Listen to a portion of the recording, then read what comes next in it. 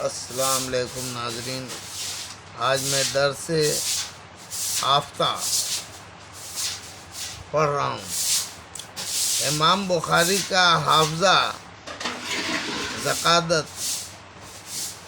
و فقاہت، علم رجالی میں کامل، دستعلیل حدیث پر عبور، یہ ایسی حقائق تھے جنہوں نے لوگوں کو مجبور کر دیا کہ وہ امام بخاری کے درس و افتاء سے استفادہ کریں۔ حاشدین اسماعیل کہتے ہیں کہ اہل علم کی و اہلیت اور شفتگی کی یہ کیفیت تھی کہ راستہ میں امام کو روک لیتے اور حدیثیں لکھانے کے لیے اصرار کرتے۔ ابو بکر بن عباس العین کا بیان ہے کہ یہ وہ وقت تھا جب امام اپنی زندگی کے صرف 18 منزلیں طے کرنے پائے تھے۔ اس کم سنی کے باوصف لوگ آپ کو درس و افتاء پر مجبور کرتے۔ امام کی خصوص شاگرد محمد بن حاتم الورق کہتے ہیں کہ امام صاحب نے فرمایا کہ میں اس وقت تک درس حدیث کے لیے نہیں بیٹھا جب تک کہ میں نے صحیح حدیثوں کو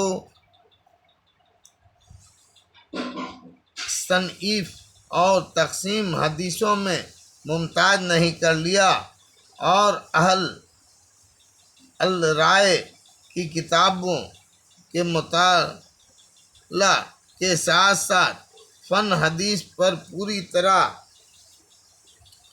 عبور حاصل نہیں کر لیا۔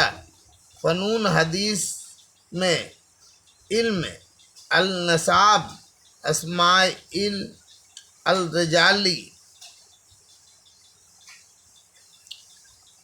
مراتب، جرح و تعدیل اور علیل حدیث سب ہی آ جاتے ہیں۔ ان تمام فنون پر امام صاحب کی گہری نظر تھی، اور اس کے ساتھ ساتھ آپ کی طبعی ذکاوت اور نقطہ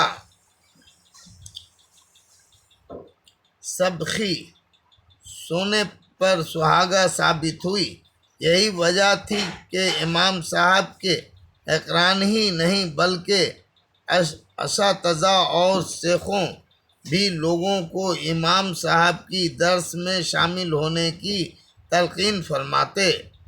آپ کی مجلس درس زیادہ تر بصرہ، بغداد اور بخارا میں رہے، لیکن دنیا کا غالباً کوئی گوشہ ایسا نہیں جہاں امام بخاری کے طلع مدح سلسلہ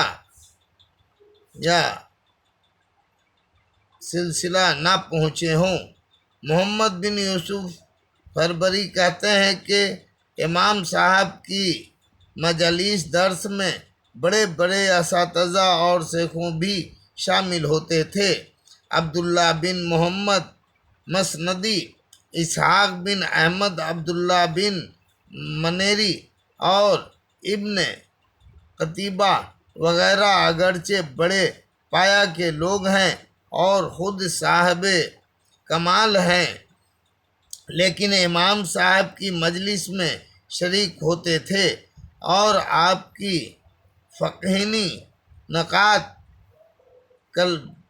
قلم بند کرتے تھے۔